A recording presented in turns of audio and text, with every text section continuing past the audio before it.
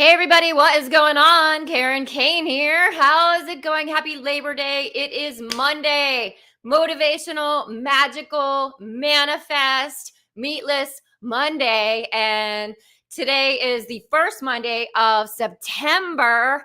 Let's go with Sober September.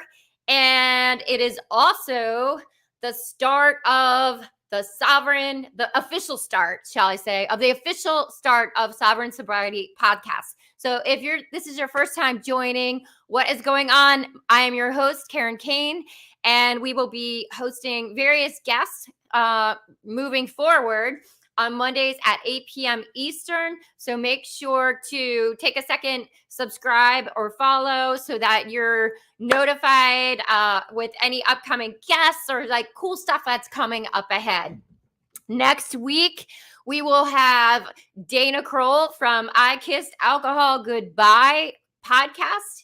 He will be joining me next Monday night at 8 p.m. I'm super excited to be on the other side of for Dana, to be able to interview him. He's a fun, awesome guy. So I'm super, hey Joe, welcome. I'm super excited to have him as a first guest on the podcast. So let's get started. The topic tonight is how alcohol ruined my life. How alcohol ruined my life. First reply or first response is, well, how didn't it, right? How didn't it? And I'm going to take you from my teens to my 50s. I'm 52. Yeah, but age is just a number. Age is just a number. Okay, so how alcohol ruined my life? We're going to start in my teens. So I started like drinking, secretly, partying when I was 15. But I remember way back when I was even young, I had this desire, like I had a sip of my dad's martini. And of course, I loved olives. And I don't know, I just remember that warm sensation going down inside of my body. And I was like, woo! It was like burning sensation in me. And I was really kind of like, whoa, okay. And I think that was kind of like the start of it. And then, once I started drinking like more and really feeling that buzz, and how it just kind of made me feel free, and it took me outside of myself, and it took away inhibitions, and it gave me like freedom to not feel self-conscious and really just kind of be more wild, or not really care too much about anything. So when I was in my teens, I think it ruined my life because really in the beginning, I had unrealistic goals or no goals, zero ambition, really. I wanted to be a rock star, but I wasn't set up for success in that way because I really wasn't taught we're not taught like, how to go out in the world. And I don't know, I wasn't really taught how to make money, or it just was like a free for all, it was a free for all. I was just wailing out there in life. I was just doing what I could. And I think I just used it starting as a teen as a crutch. It was like, oh, okay, I'm going to go do this. Well, let me drink something and feel better. Oh, we're doing that. Oh, if I want to dance, I want to party, I'm going to drink more and just, get a buzz on and get drunk. And it really just became a way of, escaping reality. And it really became the crutch.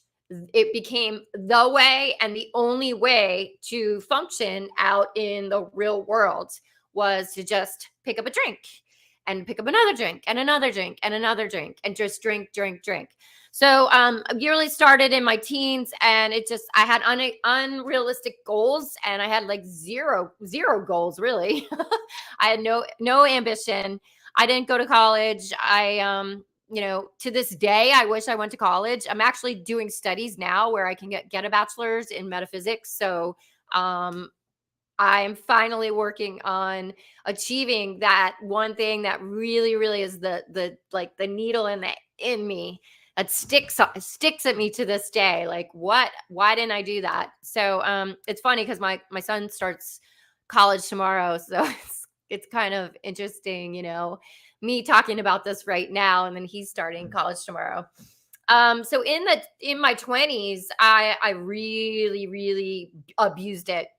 I just started to really abuse drugs and alcohol, um, just to really, I guess, push boundaries, or to really get outside of my body. Like, I wasn't comfortable with who I was.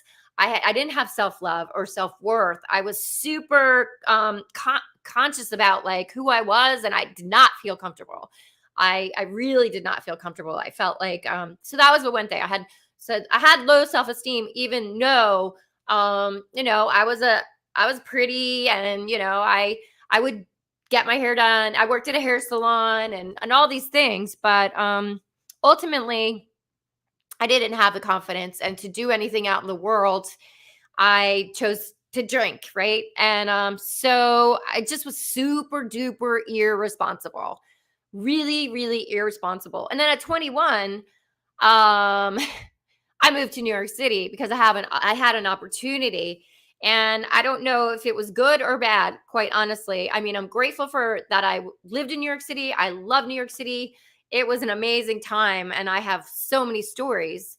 But if I look back on it, I went from partying and just abusing to even more partying and abusing and having more opportunity to do that. No car, I didn't have to drive, you can get a cab anywhere, clubs were open late, bars were open late. It was like the cornucopia of somebody, an addict. I actually remember going to a bookstore, probably when I was about 23, and Barnes and Nobles, I think it was, in New York City. And I bought this book that my microphone's on right now, How to Quit Drinking Without AA. I might have quit drinking for a week, that time period where I knew I had a problem. So I knew in my early 20s that I had a problem. Yeah, I knew in my early 20s I had a problem. So wow. In my 20s, I had a lot of job opportunity really to create a career. I had great opportunity to pursue and learn editing, and I worked in commercials, and I worked in commercials. I had great opportunity, great company, great bosses, and I didn't have that. Oh, what a great opportunity. All I just wanted to do was party. I just Because I chose alcohol over anything in my life, my life just started to like downward spiral more and more and more and more and more and more and more and more and more. So alcoholism is progressive. So it really just gets worse and worse and worse as time goes on. And if you quit and then you relapse, it's just like that much more heightened, really, really, like it's just progressively worse and worse and worse. And you start to drink more and more, and then you isolate, and you really just become like this hermit. And all you're doing is running your life on when am I going to get my next fix? How can I do this event and make sure I have a buzz on so I feel comfortable? So there's all these different things that go on in the mind of an alcoholic. So it's really just running your life. It's running your life. It's insane. Okay. So if you are joining, say hi and let me know where you're joining from. Let's take a second. If you're not following this channel already, help a sister out. Click subscribe so you'll be notified when I go live or upload any new videos. We're going into the colder season, so we're going to have a lot more cold dipping throughout the winter, which is exciting because that is one of my passions, and it is also one of my modalities for healing, for helping people heal. Okay, so in my 30s, I made really poor decisions. Like, I regret a lot of things that I did in my 30s.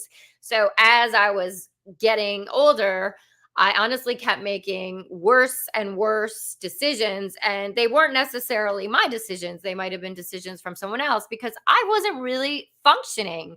I was not I was not like an adult. I think alcoholics are really just children in adult bodies, like not really functioning in society, not having the tools or the confidence that they need to go out into the world and be successful. So there's that. So why do you want do what why do I show up every day and spread the message and share my experience, strength, and hope? Because I don't want you to end up like, half your life goes by. I'm 52 and you're like trying to play catch up, or, you have regrets or you made some really bad decisions and you can't change the past. You can't change the past. I mean, so you can't stress out about it. But that is one reason why I show up today and just share my story, because I know where I was and I know where I am. And if I had somebody, who was guiding me and helping me back when I really, really needed the guidance, people, people, people, I just, yeah, I didn't have anybody. I really didn't. I did have a couple times sober, but one time I was just white knuckling it on my own. And then the second time I did have help, but then they left. The therapist left, and and that was kind of just enhanced like me going back into drinking. So that wasn't a good situation. I was not set up for success either.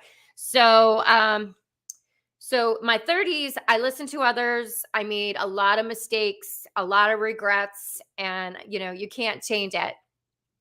Hi, Zio. And then my 40s, I was just super lost. Like, I was really lost. Thanks for the love, guys. I appreciate it. So in my 40s, I was lost. I was a lost soul. I was like, wow, every single job. And, like, people kind of make fun of me now because I've had so many jobs and so many different careers, and I have all these certifications and things, licenses, and I'm not they're all good, but I was lost in my 40s, and I just I couldn't fit in. I was trying to fit into a world that it doesn't work for me. That world doesn't work for me, and I was trying to fit into like the mold that I thought I had to fit into, and I hated it, and it made me miserable. And so if I was chained to a desk and a phone at a job just to make the bill, pay the bills, I was miserable. So then I would like drink and escape, and I was kind of functional. I wasn't really functional. So in my 40s, I just think, I was lost, but I was starting to try to be found. I was taking some more bold actions for myself and my health. And in so 2013, I really started to try to take like a healthier path. And then in 2016 is when I finally got sober this time around. But this was my third time trying. And this time I knew it wasn't about trying. It had to work, because otherwise I was going to die. I mean, I was just killing myself every time I relapsed. Every time I went to pick up a drink, that drink was not just one drink. That was just pass out, blackout, drink to oblivion, wake up in the morning, drink to stop the shakes, to be able to even like function. I literally had to drink like vodka or a little bit of wine in the morning. So that, and then I'd have coffee, or maybe it was vice versa. I don't know. It was really sick and twisted. And that was my life. Literally, that was my life. I used to buy airplane bottles and kind of like hide them around. And I mean, talk about, a life. What kind of life is that? And what kind of mom was I? And what kind of anything was I? I mean, like, I was checked out of reality. I was just lost, so sad, so depressed. And because I was so sad and so depressed, I would turn to alcohol, but alcohol is also a depressant. So it was like a catch-22. I was like hamster wheel, hamster wheel, hamster wheel, hamster wheel, hamster wheel, hamster wheel. And I don't know, as you guys know, or maybe you don't know, maybe it's the first time you're meeting me.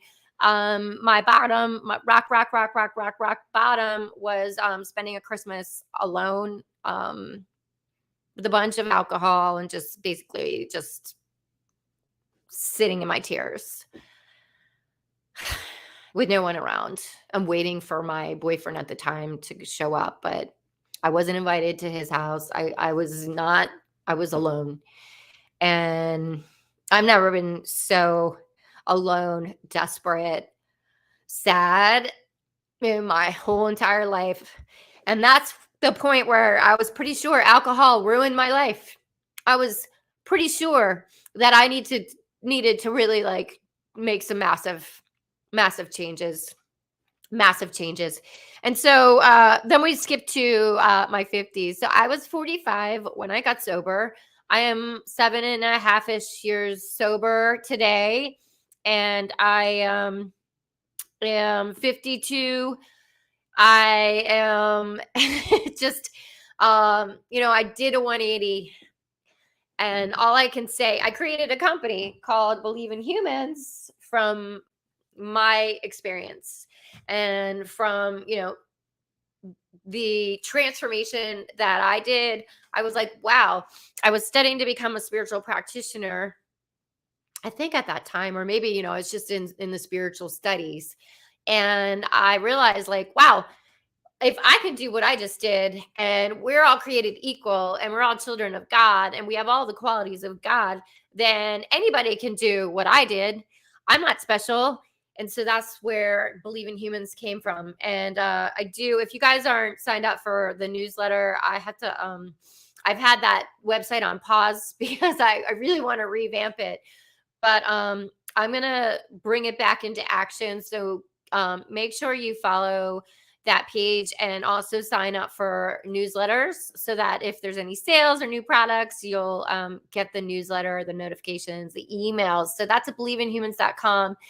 And, truly that's where my heart is that we are so, we're so powerful and we're amazing souls, spirits in these bodies.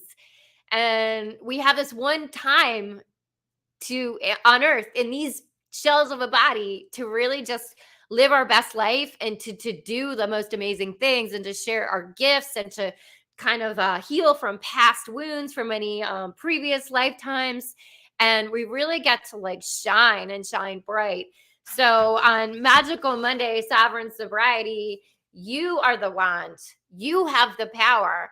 It's in you. You are so powerful. And that's really what I wanted to share with you guys. It may have ruined my life, but that is the past and the present is all we have. The present is a gift. What do they say? The past, what's that gift quote from like Kung Fu Panda, I think it is. But it's just a quote.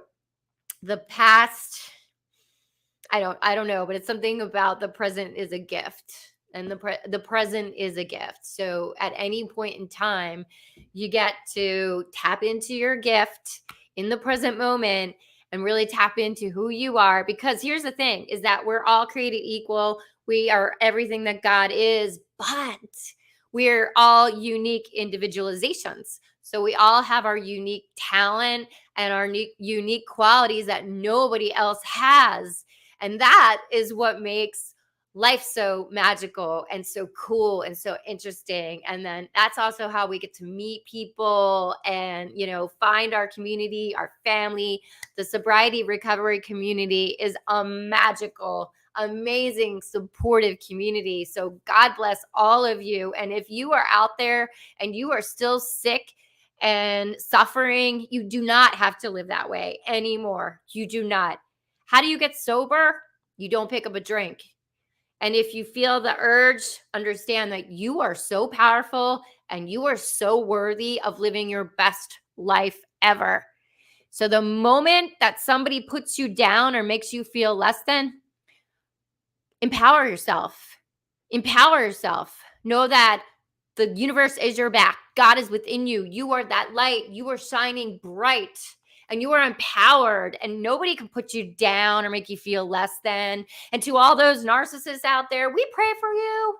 We pray for you because you have a way more healing than we do.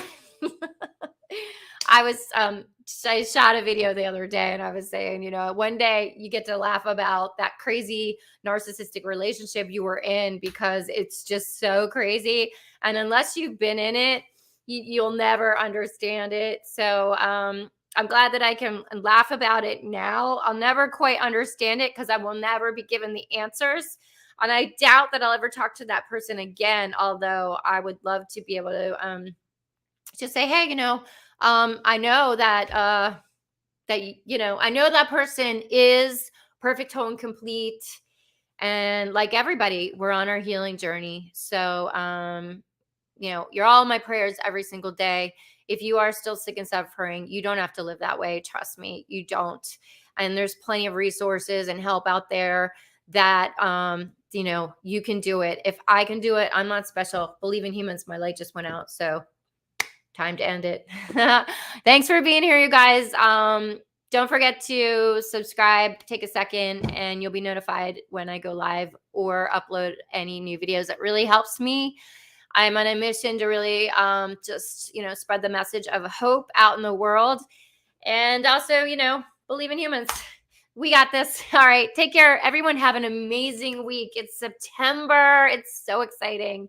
I am excited for new beginnings. I love new beginnings. So fresh start, new beginnings, and peace, love. And what did I say the other day? Peaches, love, namaste. Bye.